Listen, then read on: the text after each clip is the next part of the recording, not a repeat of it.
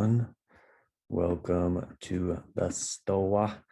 Our friends from Collective Transitions are here, Luea, Ritter, and Nancy Zam. And the title of today's session is a mouthful, but it's a delicious mouthful. Systemic Constellations for Societal Change, a practice to deepen our sensing capacities, leading to wiser and more aligned actions. And this session is giving a preview of a course, introduction course on systemic constellations. This is a 4-part training series. And the course is open for leaders, activists, change makers who are working at the forefront of societal transformation. And people part of the STOA Patreon will be getting a discount for this if they're called to sign up for it. And I'm signed up for the course, and I'm quite excited because I think systemic constellations is where my game needs to be upgraded. So I'm quite pumped to take the course, and hope some of you will join me along with that.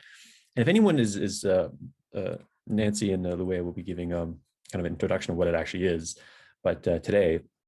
But if anyone's familiar with family constellations, we've had a few sessions here at the STOA. There's similarities and parallels with that work, but in a different context. So how today's going to work, we're here for roughly 90 minutes.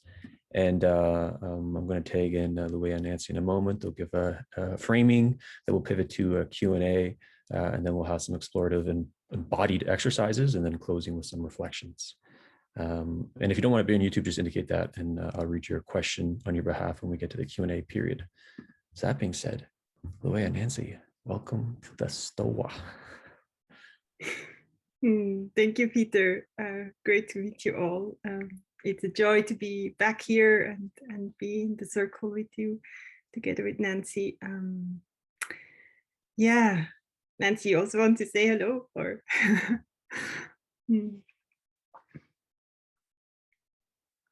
Yeah, it's nice to be here. Thanks for the invitation and creation of the space. I'll pass it to you, Luea. Yeah, so as Peter said, we would give a bit of a framing because there's a lot to be said around systemic constellation, also acknowledging its lineage, of course, first of all, and where it comes from, and also how we in our practice then kind of translated it from family constellation to more social change, societal change issues that are more bigger, but where we also need to refine, or help refine our decision making and now how we navigate in these complex times we live in. And we also love to share a little bit before we kind of have also an embodied experience of how we actually apply it concretely, so that it becomes maybe also a bit more tangible. We are quite experimental and creative with the tool, just to acknowledge. So we are trying to kind of also weave in other approaches and kind of go with what shows up in the context. But maybe as a background, so the lineage of it reaches, as some of you who maybe know family constellation, to Bert Hellinger, a German person who kind of developed that tool. And he was inspired by diverse things at that time that were running family therapy, etc., psychotherapy, but also, and I want to really highlight, for me, that's where my anchor in a way lies, is he was working as a missionary in South Africa with the Zulu, and saw how they as a community dealt with conflict. And that was also strong impulse or inspiration for him. And this is not always shared. So for me, I like to highlight that because in their tradition, and I, of course, haven't lived with the Zulus, and I'm not of that tribe, obviously.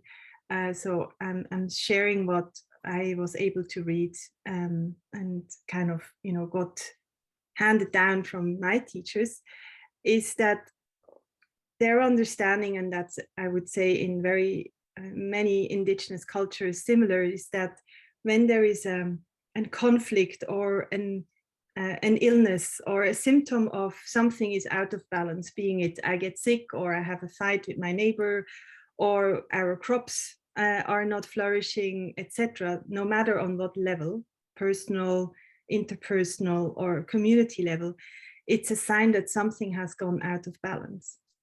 And instead of saying, there is the problem, there is the bad guy or the bad guys, or this is the fault of XYZ, actually to see, oh wow, something is speaking to us through these symptoms of imbalance. And we are invited to listen to the backstory, to the deeper, root causes, you also could say, of the issue. And so in their practices, they actually then, instead of putting the responsibilities to the individuals or the leaders, they actually gather and look at it together through connecting in their specific way with their ancestral lineages. So it deeply acknowledges, in my understanding, that a system is so intertwined and interrelated. And of course, if something starts to move a little bit, it has an effect on the whole system, and not just in the here and now, but from the past into the now and into the future. And for me, that was really, when I got to know the practice first through family constellation, this was such a, it's acknowledged that we are interrelated beings, and a practice that actually listens to these voices that are often hidden, unacknowledged, and unrecognized as important influencers or impulses into what we experience in the here and now, that I may feel like it's totally personal, but often it's maybe also something that comes from a whole other level of maybe even collective stories. And so that part of the lineage I find really important to stress, where it's not about blame and shame and finding the guilty one, but actually seeing, we are co-holding the responsibility if there are symptoms of unease or unhealthy patterns, and we are a whole that listens to these stories, knowing only then the whole can also thrive. So it's that knowing that if something is unhealthy, it is indirectly and directly connected with also my well-being and my health.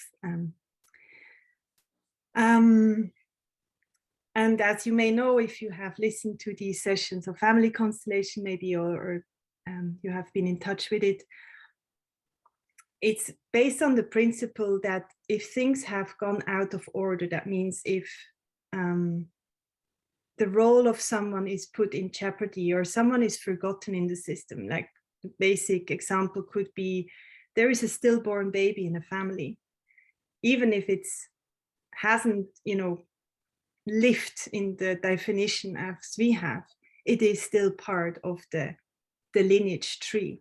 And so if we put elements out of a system, being it in a family system, members of the family, or in a society, we marginalize people, or we treat them as inexistent, which we pretty much do everywhere around the world these days, or we exclude the right of animals, etc., etc. We actually exclude part of the system. And so it's normal that then a system, even in a way, cries for acknowledging an element that has been either forgotten, mistreated, not acknowledged, etc. So you could say actually this practice is kind of, shaking the root of how we live these days in big parts of the world, where we marginalize stuff, where we exclude things, where we mistreat the rights of living beings, no matter if they're humans or of other form and existence. And it also acknowledges that what we experience today is big part also informed about stories in the past that have not been resolved. So what I often like to use the example of, if you have a scarf like me, and it's relaxed and healthy and all okay, it will nicely fall. But if there is somewhere in the past a little knot, because we had a conflict with something that we didn't resolve at that time, this will stay in the fabric, in the memory of a system, until maybe future generations still feel that knot. And probably, of course, it will get harder and harder and harder and harder. It will get bigger and bigger and bigger. And after a while, you don't recognize that there is actually a fabric that wants to just release and be in a relaxed state.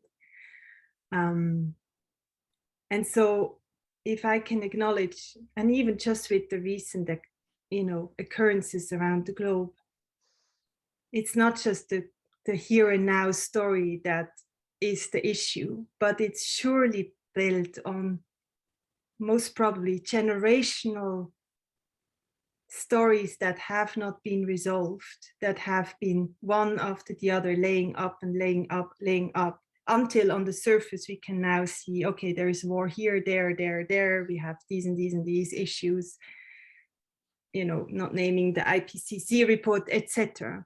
And for me, that leaves me then into a place of, can I have compassion for what has brought us until the here and now? Not to say to justify it and excuse it, but to also know it's not just the fabrication of a few people in the here and now, but probably we are all as a society interrelated with the stories that have led to these kind of big manifestation of unhealth and injustice, etc.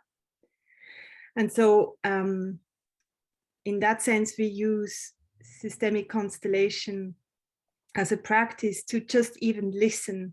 Where may there be these knots in the system, in this fabric? Where may there be blockages that we don't maybe rationally understand, because we of course not can read books on history and know all the details. It's based on the fundamental knowing that we know more than just with our mental capacities. It is rooted in diverse ways of knowing, and especially our felt sense. So knowing we are sentient beings beyond just our five senses. There is an intuitive sense, a felt sense, and people call it the sixth sense or gut instinct. And so it's a practice that calls upon that muscle in a way that we all have, no matter if we have it, dormant or trained on a daily basis. We all have it and we all have access to it at all times. I've never seen someone going into that practice who cannot access the force of sensing, wow, if I step into that element and I relate with that system, here it feels dense, or here I'm suddenly getting very warm. And this is all information that we can kind of use to navigate.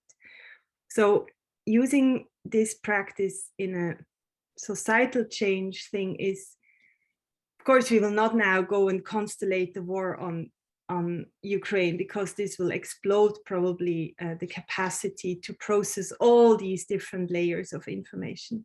But we can start off, what is my contribution in the here and now, for example, to respond in an accurate, in a more meaningful way to what my situation or my current a challenge is.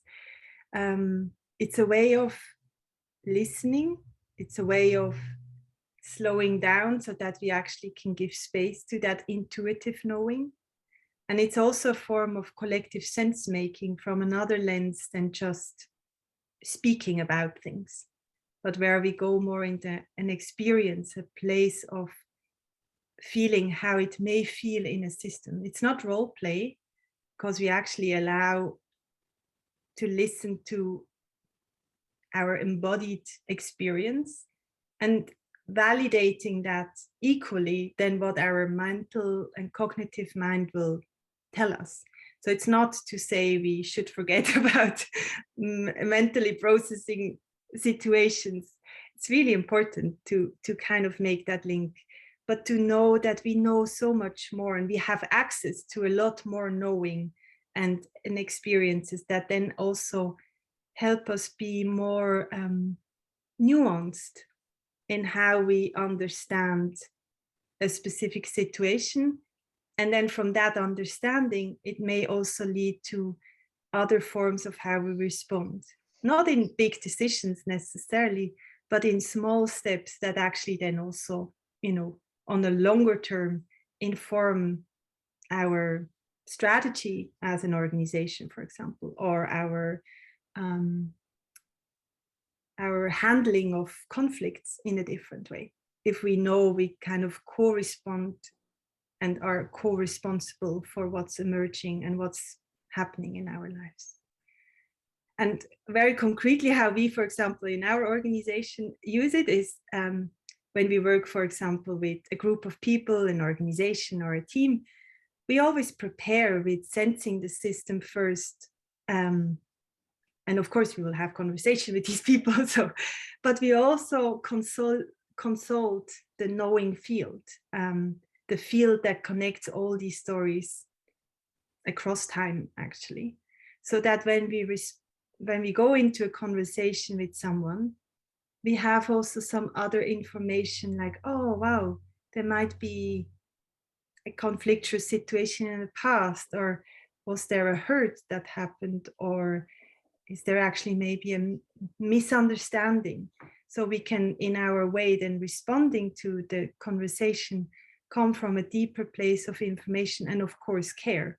So this work is really about caring from a more compassionate place versus just hearing the factual stories and then try to make reason in the middle. But knowing there's so much more that plays into a situation, and really embracing that complexity without getting overwhelmed. So it's often also a way of just going step by step instead of like, okay, we have this huge challenge. What's the one solution that would, shift it all?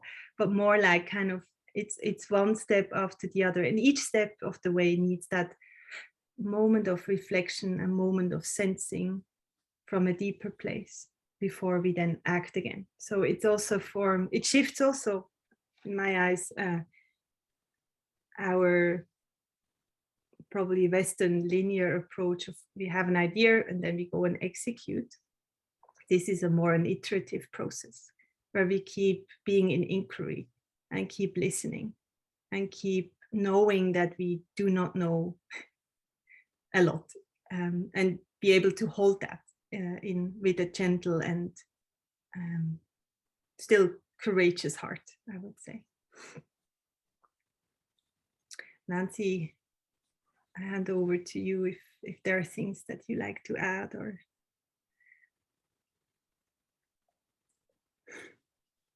I'm sort of looking at the agenda. I'm not sure. I think that was a really great introduction. Not sure what else to add. Maybe one last thing that I like to highlight, for me, this practice is not just about, having then a tool to solve a situation or, finding other ways to deal with a challenge or conflict, but it's also building a more collective capacities of how we can even be with challenges in general, being it in a conversation that just unfolds, or being it with what's currently happening, like how can we as interconnected, whatever you call that, receive the multi-layeredness without getting overwhelmed, without numbing ourselves, without falling the patterns of polarization either, but knowing that there is always a lot more, most probably pain underneath that hasn't been acknowledged. So this work is also, if you, not only in family constellation, but especially if you go into social change stuff, trauma layers on the collective are surely showing up and are part of this work. So it makes me often humble, or again and again humble, that there is so much more that calls in a way for being seen, being acknowledged, being held and cared for, that then allows, I could say, a healing release in a way, not only for us as individuals or as organizations, but also as collectives.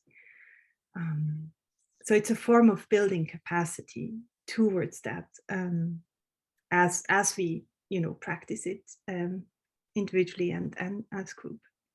And it's a form of being present and just staying with, actually, and being with what is, before then rushing into conclusions, opinions, decisions, etc.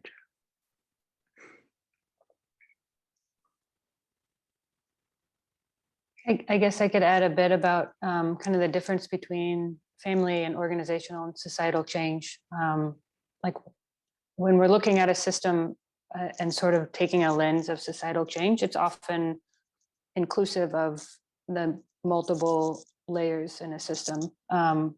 So the individual, the interpersonal, the organizational, the community, the ecosystem.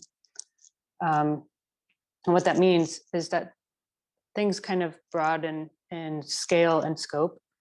The topics happen to be things that will actually live in all those layers. So we have more abstract topics, and we often look to how a system's changing. So rather than healing a specific piece, like we would in a family system, we'll look at like, what is the potential? Or how does that system, what's something that will actually help relieve some place that it's stuck, so that there's a potential next step that can move. So we're looking at where are there resources as an element, what's the potential in a system, and how can we actually shift to a next and healthier state. Yeah, and to do that, I think what we're introducing today and what we're excited to share a piece of is sort of using our senses and our felt sense as more broadly, kind of as instruments to really get a sense of a system. And you can do that as an individual practice and do a collective sense making, which we'll do today. Yeah, I'll stop there.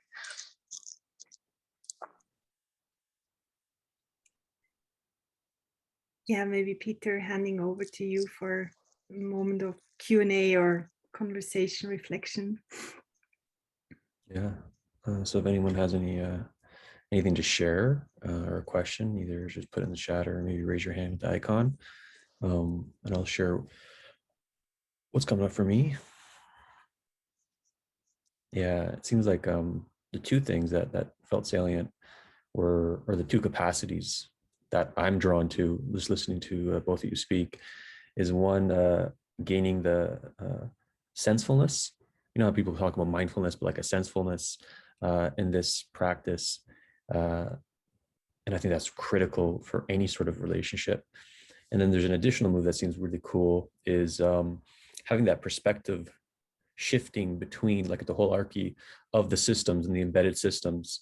So you can be senseful within one system and then kind of zoom out and then see the larger system, or zoom in and see like a smaller system. I don't know if that's an accurate read, but that feels like two different kind of capacities that gets developed in this practice. Thank you for that wording and articulation. And I guess maybe a question. Yeah, who's usually drawn? You said like change leaders and everything like that, like in the blurb, but like who often is drawn to taking this course? We have kind of a mix, actually, which is really nice, of practitioners. So people that are doing and teaching and coaching kind of embodied practices or these leadership practices to organizations and people within the social change sphere. And we also have people within the organizations needing new skills for decision making. So we'll have, we had someone that's working in, social finance take all the courses last year. Now she's bringing that to her teams and working with system sensing for decision making within social finance. So it's a range. I think the topic is really looking at, like you said in the beginning, we need more skills to up level our work, and we know that the complexity of today's times are more than our brains can manage. So what are these other tools that we can start to look at, kind of a wider range of information as we're assessing?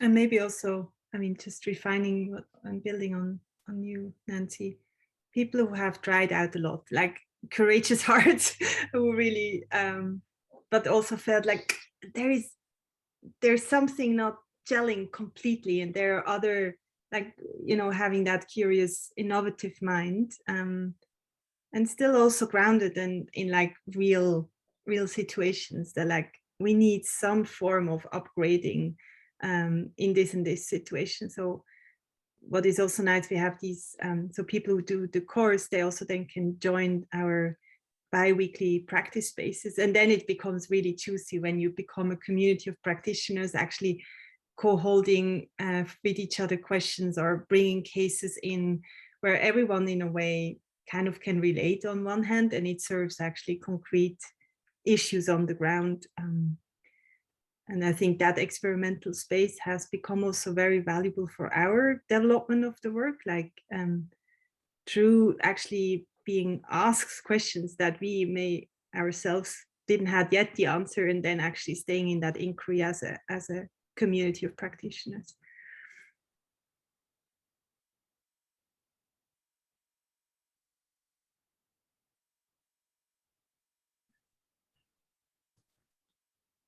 Yeah, so I don't have any particular questions unless you want to prompt some shares out of me. And if no one else has any questions, I'm happy to move to the next step, Nancy, with the, or Luea, with the exercise. Great. I'm just wondering, Luea, do you want to do a short intro of how it works, and then I'll take it from there? Mm-hmm. Okay. Yeah. Okay. Wonderful. Yeah. Maybe just to clarify, and Nancy, you spoke earlier on it. So we make a difference between systemic constellation and system sensing. And systemic constellation is in our eyes really something when there is really an issue with, in an organization or between people of a network or, intentional communities, whatever scale, where we really feel like, wow, it needs a lot of care, and where there's also probably healing movements necessary. That's a whole other setup where we also have a very clear facilitator, a case giver, people who help represent and hold the space. And then we have system sensing, which we kind of in a way developed from that, like how do you make that also that process how do you say applicable to smaller questions, or even for myself without that I have to call a whole group together, and where it's maybe more to have another view on an issue where it's not so much about healing or resolving the tensions, but just even gaining a broader perspective and having a broader view or inputs and informations that I'm taking with as I then make my decisions moving forward. So the exercise we do or offer today is a system sensing. So it's where it's a form of kind of like understanding the landscape, and from that deeper understanding I may also have different ways of how I show up or how I respond to a certain situation. So it's not so much.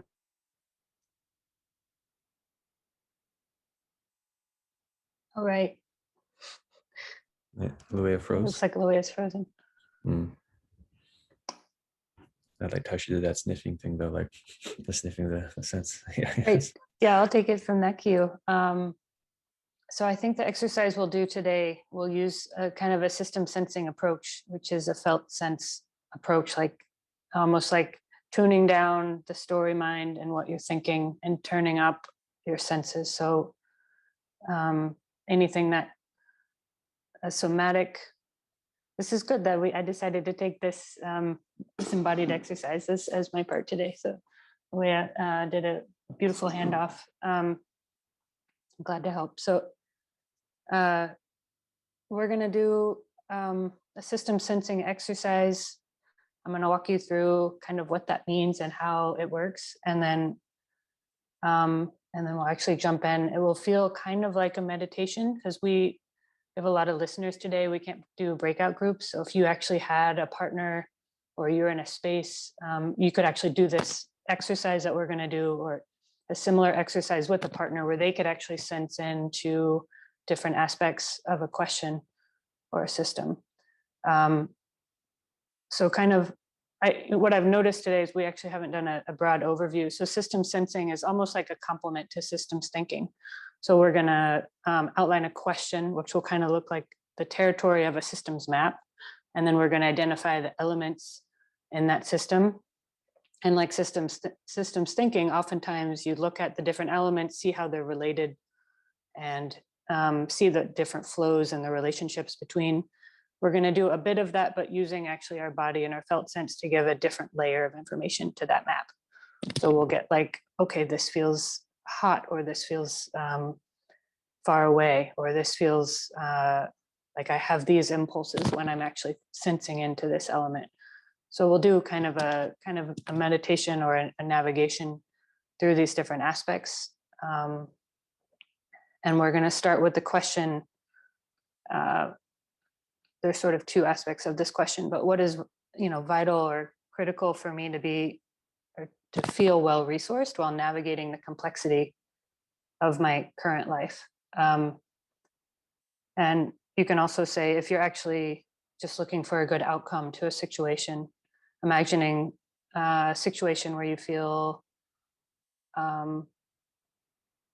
there's some stickiness to it, you don't know exactly how you're going to maneuver through it, some challenge in your life, or some aspect of a place in your work life that you're just looking for a little bit more information or a deeper sense of it. We're going to spend some time today kind of sensing through what actually could be serving as a resource, what could be a blind spot to that problem, what's a place that actually you may not know about, what's an aspect to this issue that could be hidden from view. We can actually go and sense directly into that aspect. And we're going to look at the potential of this question. So what is vital for me to be well resourced to create the most benevolent outcome of this challenge? What's the potential of this? And we're also going to bring in one last element of place. So this all has a context. This context, informs the question and informs these aspects and elements. So we're going to bring that element in. We think it's actually important. The social change, it's actually a foundational principle. So that's a bit of an overview. Because we had an interruption we had an interruption with kind of in the intro. Does anyone have any questions of kind of what we're actually going to do before we go into the exercise? All right, thanks for the high five. Okay, so we'll lead you through it. If you don't, hopefully it will be clear as we go along. So we'll just start by attuning. Take a breath, a moment of silence to attune with our bodies and still our minds. And feel your feet on the floor, your seat on the chair, and your spine straight. And your shoulders upright but relaxed. And just take a breath, just noticing your breath.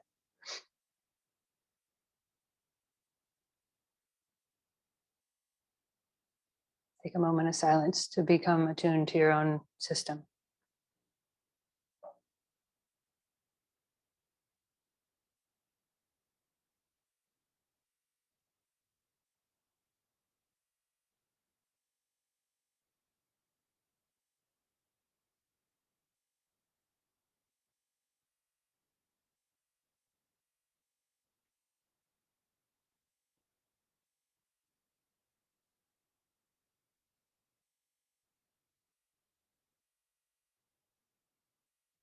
We're going to explore today the question that you may be holding around a challenge at work or your life.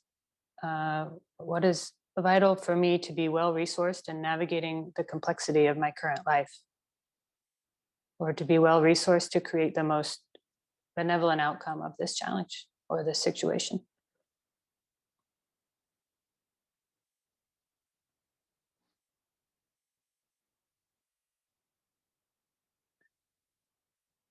So imagine you're in a landscape.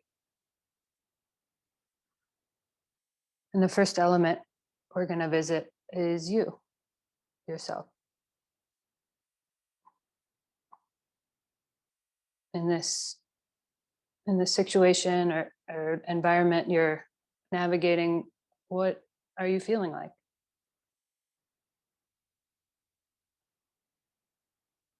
How is it to be you in this moment?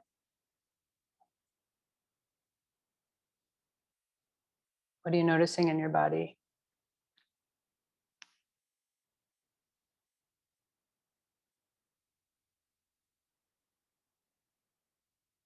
What information's coming in your senses?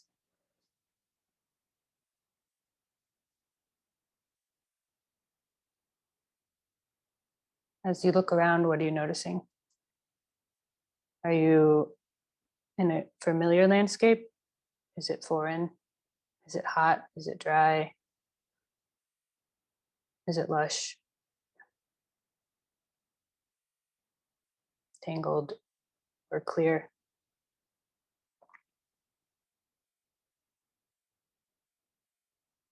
What's right in front of you? What are things that may be obscured or not visible as you look around?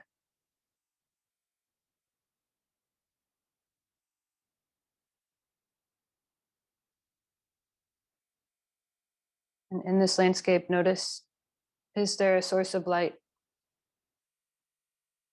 Is there a resource? Is it outside of you or is it inside of you? Like an inner anchor.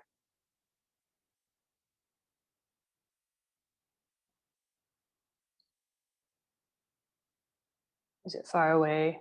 Is it close? So as we prepare to move to the resource, thank yourself for the information it's given you. And move to the element of the resource as a representative, almost like going inside of a tree and seeing what it has to say.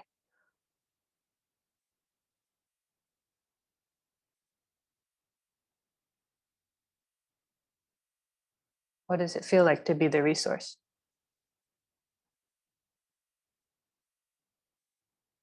Do I feel stronger? Do I feel relaxed? What information does the resource have to share?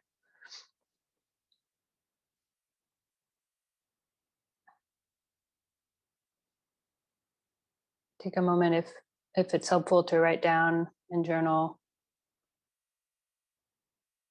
any information or just be with the experience.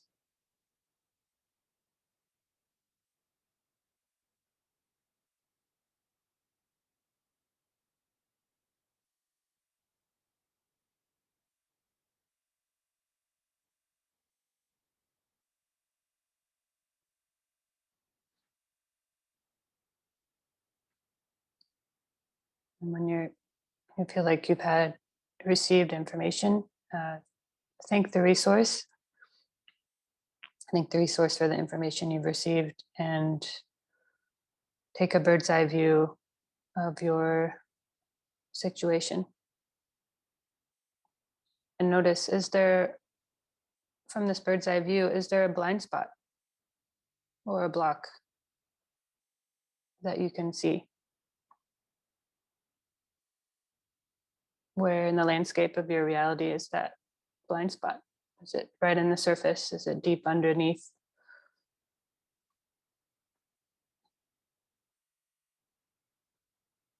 And go, yeah, what's the texture? What's the shape? What else can you notice?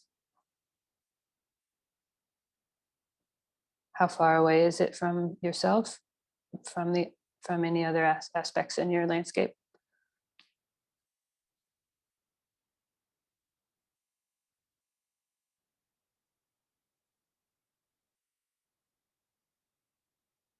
Now go to go to the blind spot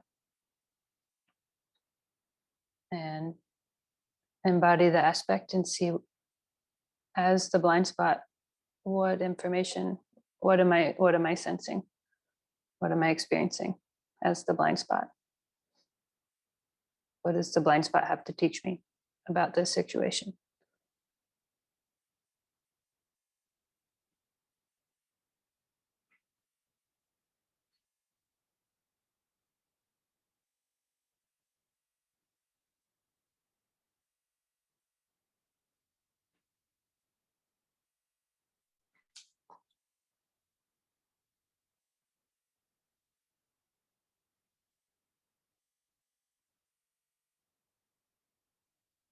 Now thank the blind spot for its message. Step consciously out of the blind spot and take another bird's eye view of your situation. And notice, is there an element of potential, of your potential?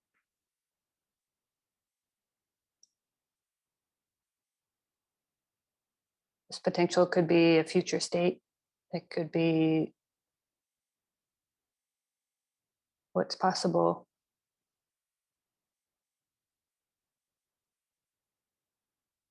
Now, now go to this element.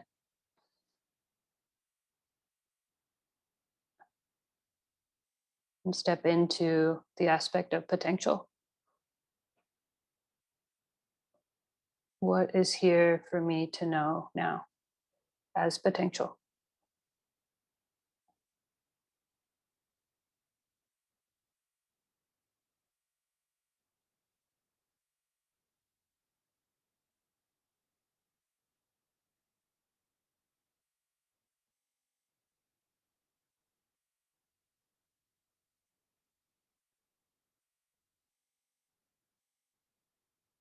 What can I learn from my situation as potential?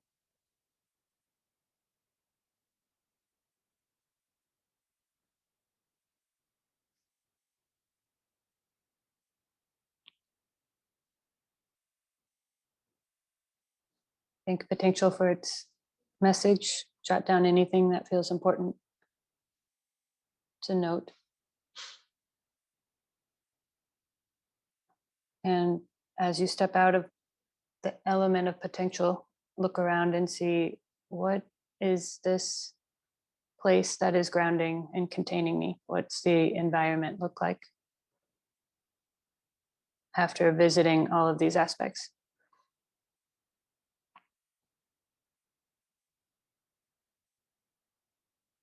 How is the place informing this situation?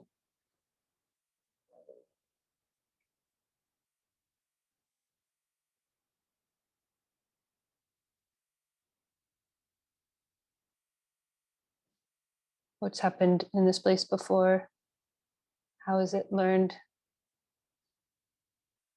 to deal with these challenges? How is it not?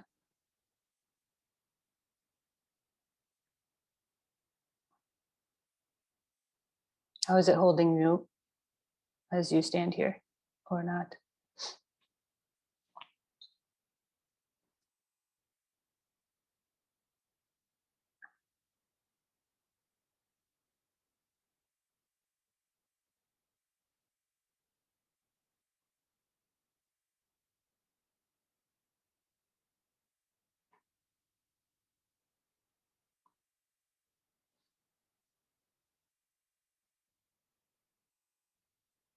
Thank the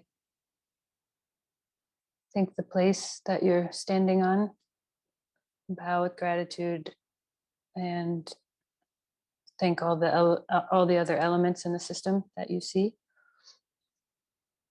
And consciously step out of the system in this question that you're holding.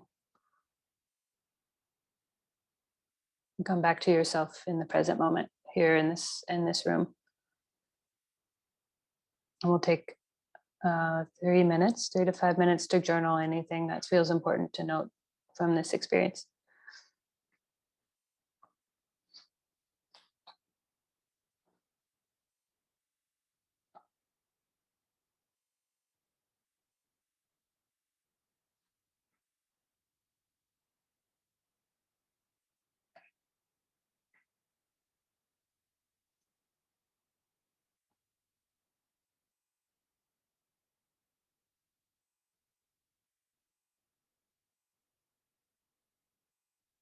What did you learn from yourself?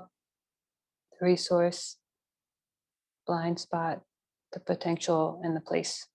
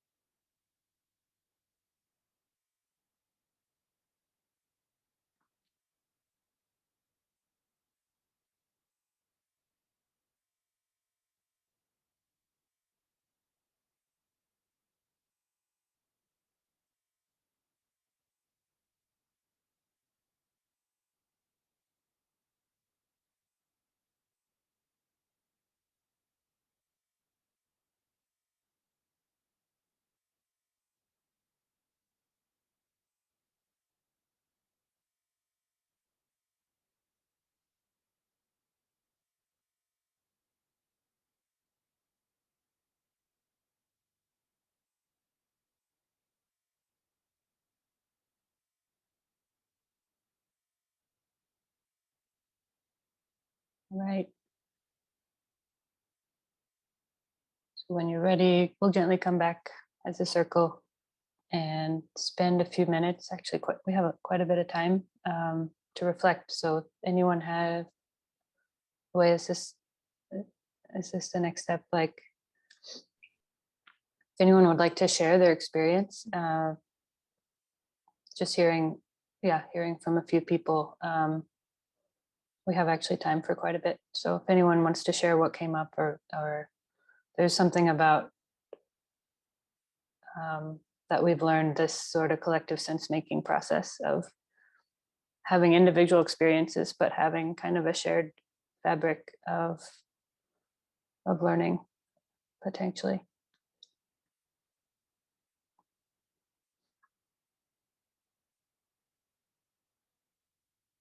Oh wait, yeah. If anyone has anything to share, I don't know if I'm. Yeah, and knowing, of course, also it's also quite intimate. Maybe maybe things come up that are either confirmed or also new. I find it personally always, having even not a concrete, like huge challenge, there's always so much wisdom that comes through just from allowing my body to feel. And what happens in these sharing a few essences is often also, it's a gift to be given these nuggets from others. And it also creates a form of like seeing there may be threads that are similar. They're often what we had in the past, if we do something like that, that is on one hand very individual, but there are certain themes that pop up. In one of the practice spaces, for example, voice, power, and belonging always like surfaced until we like, there's something to deeper listen to. So while it's very personal, also knowing, sharing a few glimpses can help validating the experience of someone else more fully. Like, oh, you had that too. That can help us also, like, validating each other in that. So no force, of course, but it's also sweet to kind of bring. And maybe I can I start, like, I was very surprised where I ended up And I saw someone that I didn't acknowledge as a blind spot. And when I went there, I realized, oh, this person is actually representing a part of me that I was in the past. And I acknowledged, I certainly realized like, wow, I never forgave that part of me, like truly. And I was actually quite a shock of like this person acting in a way that, if I'm honest, I also have acted when I was that age, but I never really, kind of consolidated. I'm like, okay, I was naive and, young. And that moment of actually allowing to forgive myself through projecting myself onto this person was like, I could like literally, I felt like I'm turning my body into another direction, where suddenly something became opened that I was not expecting. So that just happened for me, for example. So the word forgiving came up to an aspect I totally didn't anymore think of in my past. But that apparently kept me stuck looking in one specific direction, and kind of trying to find the solution in that direction rather than actually forgiving that part and moving around. So yeah, just want to thank you, Zam, for guiding us, and you all for being here and co-holding that space. I'll never forget that for sure. So that's a little piece from my side. I can share what happened with me, and then whoever feels free to share, just feel free to pop off mute. So I went with the first question: what is vital for me to be well-resourced navigating the complexity of my current life? And I just kept it like general. So I just like let's stay with that question. And then the scene was sort of like this barren land, and it was this fog with like fogginess. So it's like a fog of war. I couldn't see too far in front of me, and that like left not the most comfortable feeling in my body. And then the resource, it was like something really deep within, like at the core of my being. Then I went into that. It just basically said like, dude, you're not as important as you think or feel you are. And I was like, oh yeah, that felt good to hear. And then the zooming up to the blind spot, it just like went straight into my mind. There's this like kind of like this rockiness, and the word assumption, like an assumption was there. And the lesson I took away from that was what unexamined expectations that feel kind of fixed, that are creating a roadblock or adding horse blinders in my life. And that felt really like good to feel. Felt true. And then the potential thing, it was there's this insight when I went into that. It's like your potential might not add any positive value to other people. I was like, oh fuck. But then it felt good to hear that too. It's like a kind of like a release, like, okay. And then I think the last one I figured was place or space. When I did that, I felt like threats around me, like I was more sailing to the threats, the feeling of threats. But it felt kind of like okay, because I can be present with them and be in relationship with them and still do the thing that kind of makes me come alive, which is sort of how I operate normally. So yeah, for that, like I thought, I was like, overall, I thought that was awesome. By the way, so like a Stuart stamp of approval, and I got a lot out of it, and I imagine it's gonna stay with me. Some of the insights. Thank you for sharing, Peter. Yeah, and I think it just touched upon something. Sometimes we may not have in the moment, a new clarity or even words, but it works energetically. So it's something sometimes even just after weeks, it's like, that's what this meant, or that's what this was relating to. So sometimes not an instant clarity that we gain from it, and it's not that, like pushing the button and then everything is clear, but it's more like almost like a massage that you kind of you soften the fabric, and then something, it works on itself further without us actually intervening with our mental reason and analytic capacities.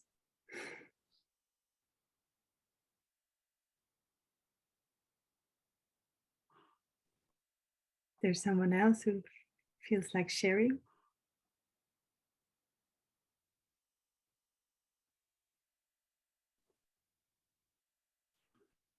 I'll share. I so appreciated your comments and the guided visioning.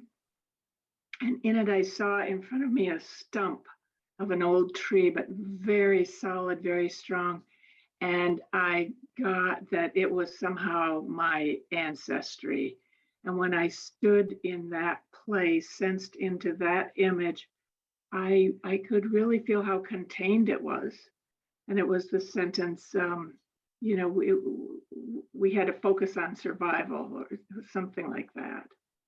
And then I realized that I was in a larger space.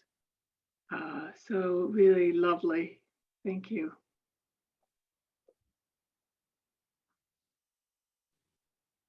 Thank you, Betsy.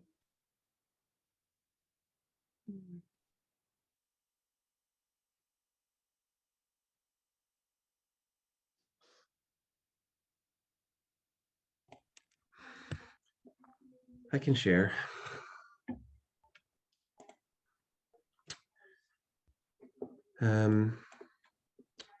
So the image that came up for me immediately where I found myself was in a valley. Well, I was up kind of above the valley. It was a valley surrounded by trees, and the valley was pretty bare of trees and looked kind of dry. And in the middle there was kind of like a dried up lake. Didn't look very deep, and kind of like there were little puddles. There's the main body of water and then little puddles, and it felt connected to my work right now on inviting in abundance. And I was looking at this resource. The water was the resource, and I was seeing it as scarcity. Meanwhile, the forest was lush all around, and it kind of didn't fit. Like, how could this forest be so lush when in the middle it seems like there's like a dead heart. And so when I became the resource, when I merged with the pool of water, my body has started to extend, and I can feel my body reaching down into the earth like a circulatory system of groundwater, like veins and arteries, is reaching everywhere that you can't see. And recognizing actually how much water, how resourced this pool actually was, but it just wasn't visible to the eye. And I could feel like water flowing through me, coming up into the pool, some of it feeling very pleasant and calm. Other arteries were like very high pressure, and there was like fish coming through some of them and trying to push through me. And at some points it was overwhelming. And I had to, like, you know, set boundaries on which arteries of water I wanted to allow myself to experience. And as I set the boundaries, I could notice that water, instead of taking it into me, was being redirected back out into the woods, and that's what was keeping the trees lush. Was there was this need that not all the water would end up in the pool, and that's why it looked like it was empty. That much of it needed to go to the woods to keep it alive. And my blind spot, when I looked from the bird's eye view, I could see that the pool itself was actually a lot deeper than I thought, and that it was very dark black in the depth of the pool. And that was, I think, reminding me to not go too deep, to not overextend myself as I allow abundance in my life and send it back out and share it back out.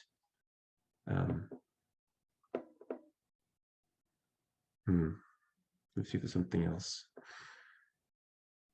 Yeah, the realization for me was that allowing abundance in, because I've just had a pattern in my life of just like cursing money, hating money, not wanting anything to do with money. And I'm recognizing that if I am kinder to that flow of energy and allow the abundance in, then my abundance will actually serve others. And that really inspired me to look more deeply and work on healing that wound more directly. That's all. Thanks for listening. Thank you for sharing. Beautiful. Thank you, Brad. And yeah, I just get the image of the depths of the resource too. Like we may not see what's on the surface, but the depths of the resource are very far reaching. Yeah, thank you for that metaphor.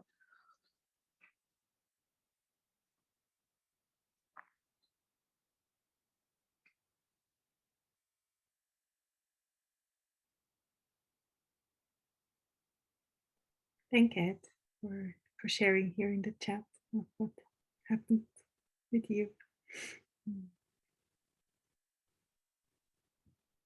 And I just want to acknowledge there is no right or wrong here. Everyone has different ways of perceiving. Some may more visual, some may more hear or perceive words, or just have an embodied sense that also already generates information or creates clarity. So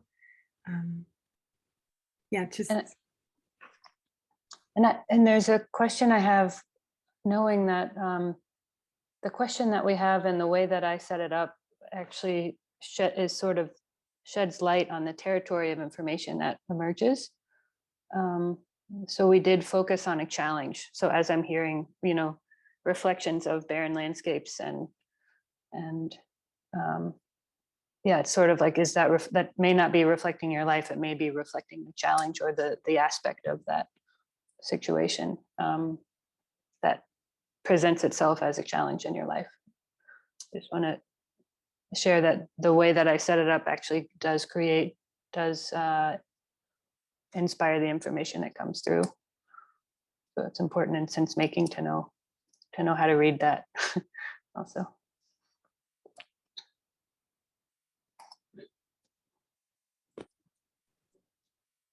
Yeah, maybe now to make the link also to, societal questions or so. Imagine we would do such an exercise with a whole group around, or from an organization or people who work with each other.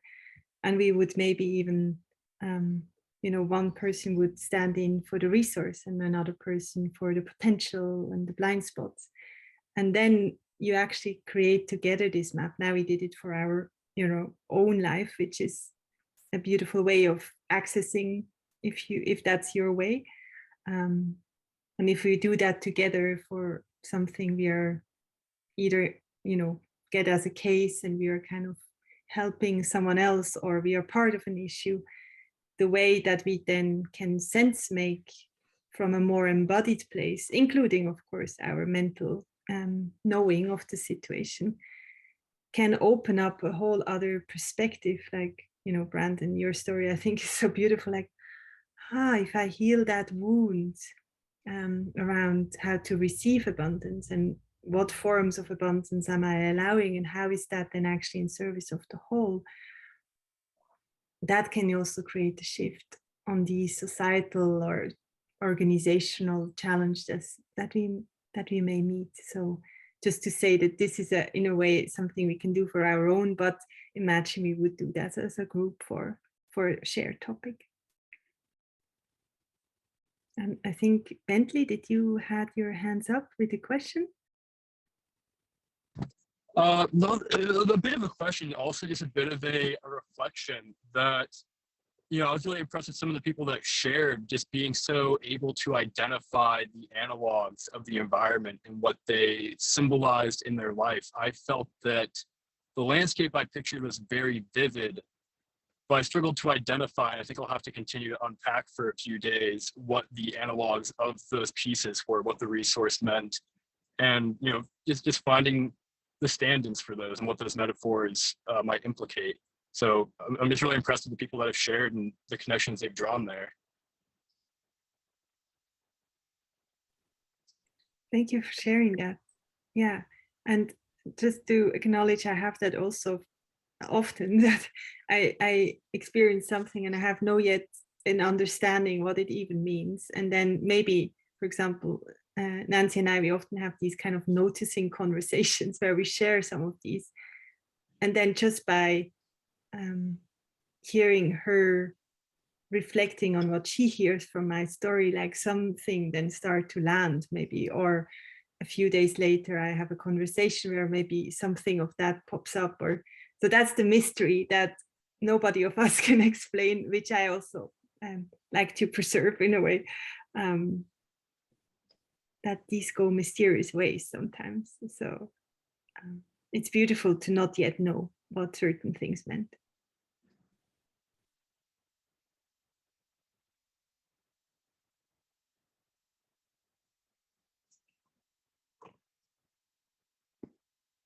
Yeah, thank you. I'll leave it at that. I'm not gonna. I mean, I'm happy to share, but also just more so happy to highlight other people's intuition, I suppose. As I think I'll also add this comment.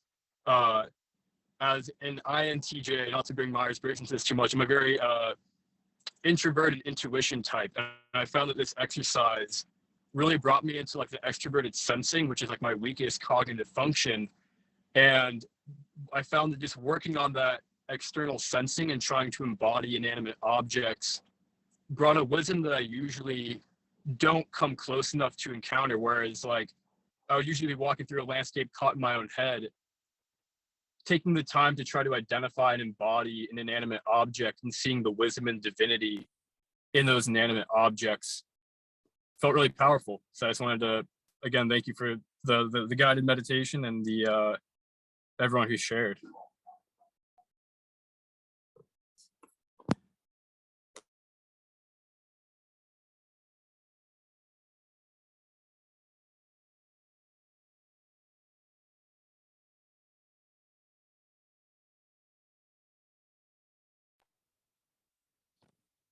Does anyone have any shares on just how their experience was, rather than the content, or any more questions that have bubbled up?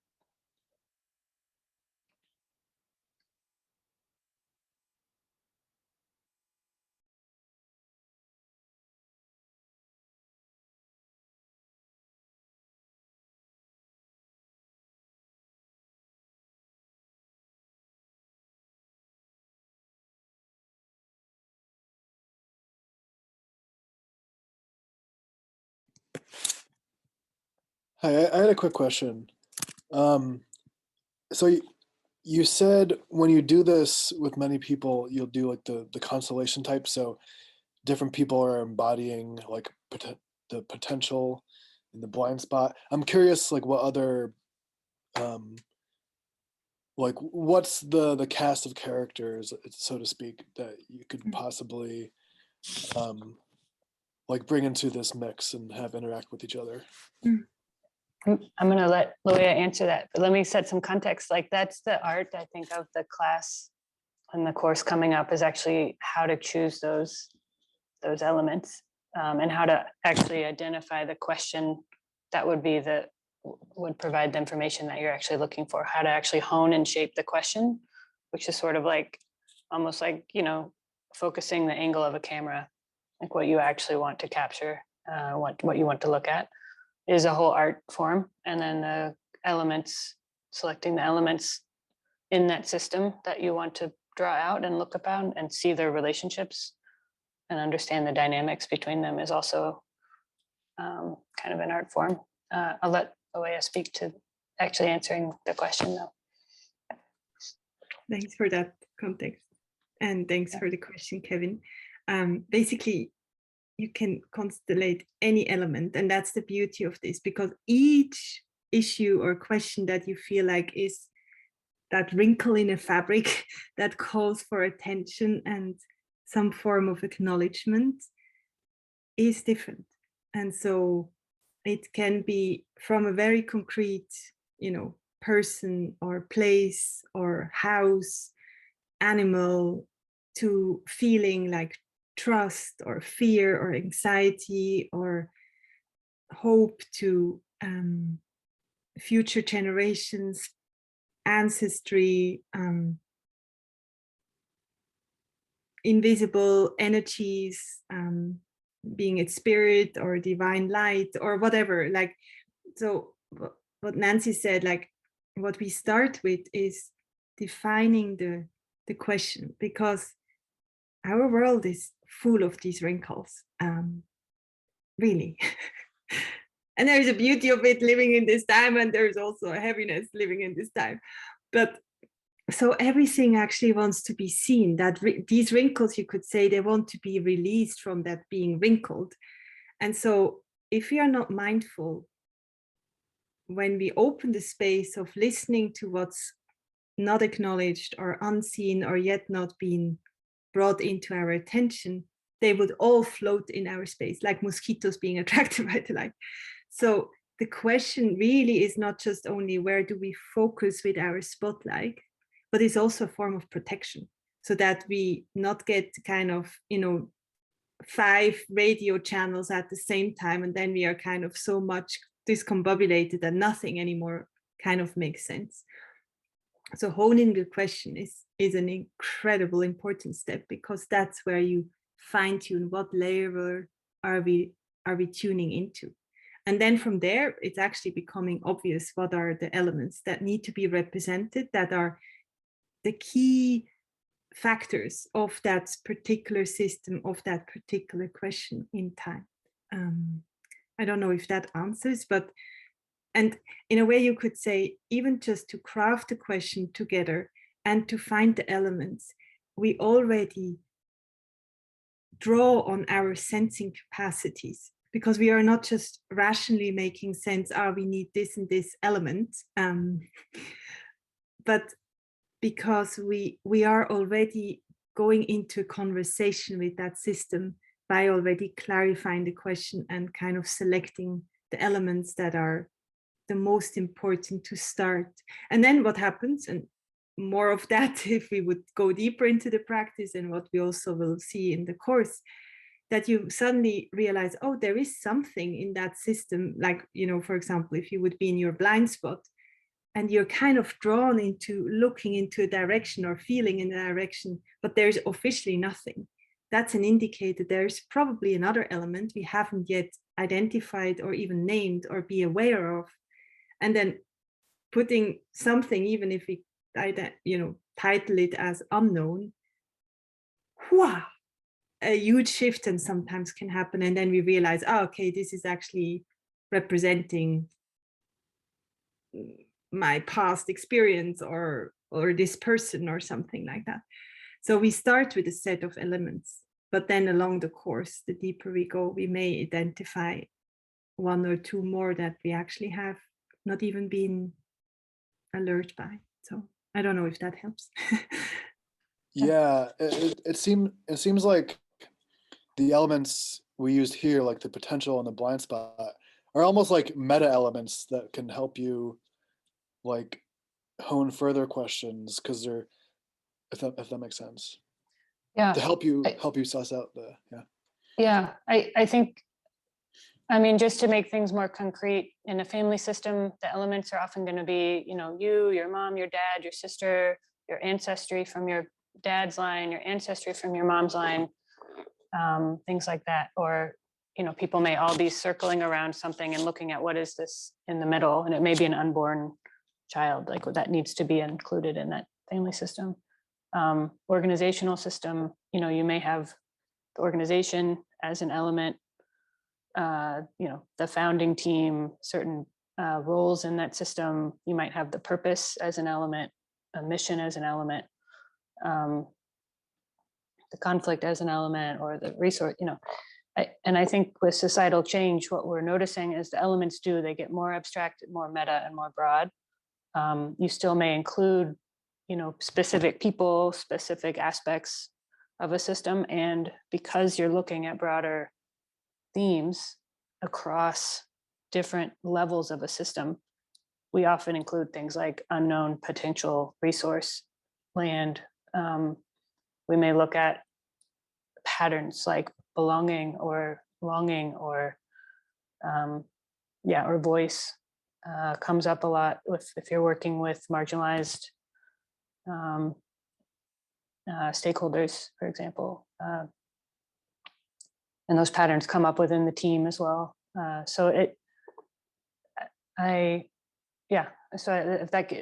that may shed light on why, a lot of the aspects in societal change are often more either abstract or meta than other types of systemic constellation.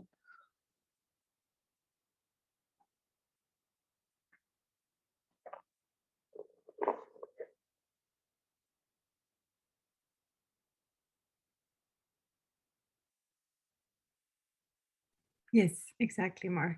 They arise from the context of the constellation and the question that we co-define. I mean, today we made it fast because normally we would kind of, clarify together with the case giver or the person who has a question, what would be the ideal forming of the question. And from there, we select the roles together. So it's a whole facilitated process if it's really about specific issues.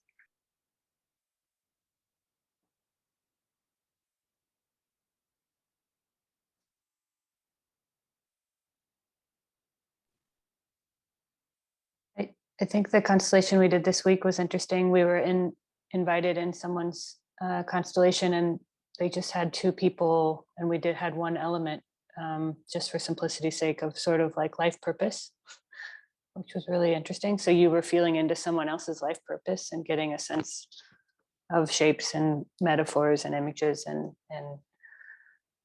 had no sense of how to make sense of that for someone else, and they had a specific story that it brought out or a specific meaning that it brought out, and that sharing was really was really special. At least it seemed like it from many groups, and myself included.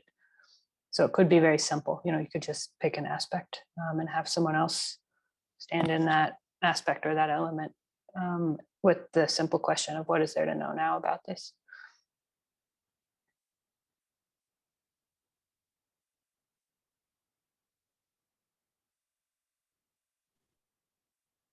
Are there any other questions, reflections, percolating thoughts?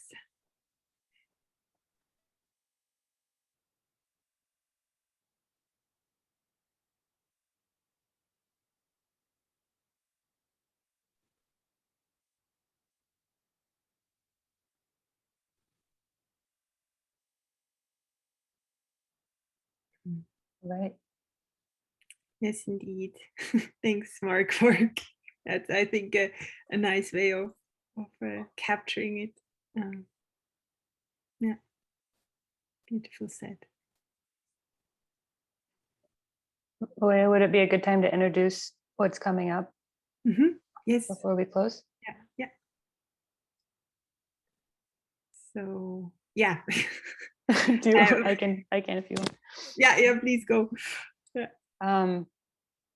Wednesday the 9th, so a week from now, we have an intro course starting up. It's 4 parts on this topic. We're going to dive into how to set up a question, how to set up an element, how to embody aspects, the different ways of knowing that are accessible and that we can practice and build upon. And it will be an experiential course with a side of instruction that you can watch between the courses. So it'll be a lot of play and a lot of fun. It'll be a lot more interactive. This setting today was using the technology and the way that we can, as a group, kind of independent viewers, participate in a sensing exercise. The course will be a lot more interactive, and we'll do a lot more kind of focus group. We'll actually do the constellation process where we'll have collective systemic constellations on topics that matter. So Luea, do you have anything to add on the agenda or what to expect? Yeah, I think it's just an intro to actually the foundational level, and also what principles is it working. For me, this is quite an ethical work that because we deal with something very subtle, so it's also a question of like, what are our attitudes and what are the principles to take care of. And as you may feel, it can open up quite a lot. So also, how do we prepare the space for ourselves, for the group, for others?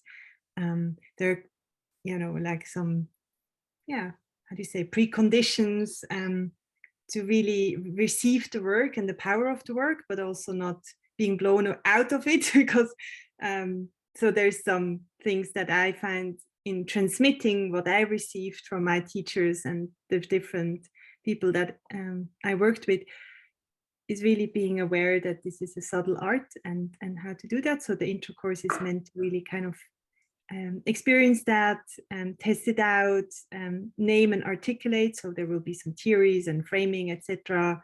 Quite a lot of Q&A, so that we can really work with what you bring. So it's not so much only what we bring, but we actually work with who is there, what questions you're holding, what cases you may want to bring that you then can do, that we do together. We will also look at different ways of how we can use it. So as a whole group, in triads or small group settings, how we use tabletops so that it's also, you can do it on your own with objects, with standing up and using our full body. So it's kind of a playground where we test out different aspects we have at hand to work with it. And then after that, there is actually an 8-part series for people who want to go deeper and also start to learn how to actually hold such a process. So that would be then the facilitators training. But this is kind of like a basic introduction. And of course, what I find beautiful, constellation is it's such a malleable technique. So you can often also then combine it with other techniques or practices that you're using. So it's also not that this is the protocol. There are a few things to keep in mind and pay attention to. But then it's also up to you to see, like, how do you maybe combine it with other methods that you're familiar with, or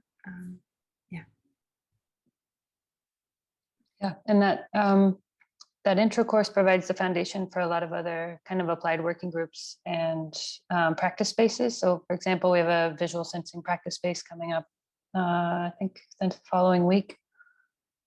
So folks that have trained before can join that play space.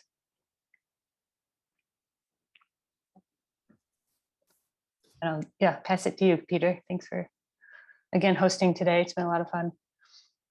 Very cool. Thank you, Nancy. Thank you, Luea. Yeah, I quite enjoyed that session, this session, and I'm really looking forward to the course starting soon.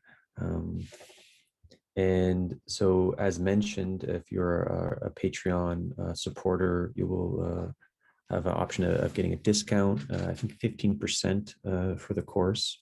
So if you're interested in that, I'll post that information on the Patreon website later today. And be cool to see some friendly faces at the Stoa with me in the course. And one event that I'll plug is Embodiment Hour with Skylar Brown, where we watch some kind of cultural prompt, video or tweet or whatever, and then we use it as an opportunity to get into our body, cultivate that sensefulness, which interfaces quite well with systemic constellations. So that's also a Patreon event. So that being said, Nancy, Luea, everyone, thank you so much for coming to the Stoa today. Thank you. Thank you all. Thanks so much.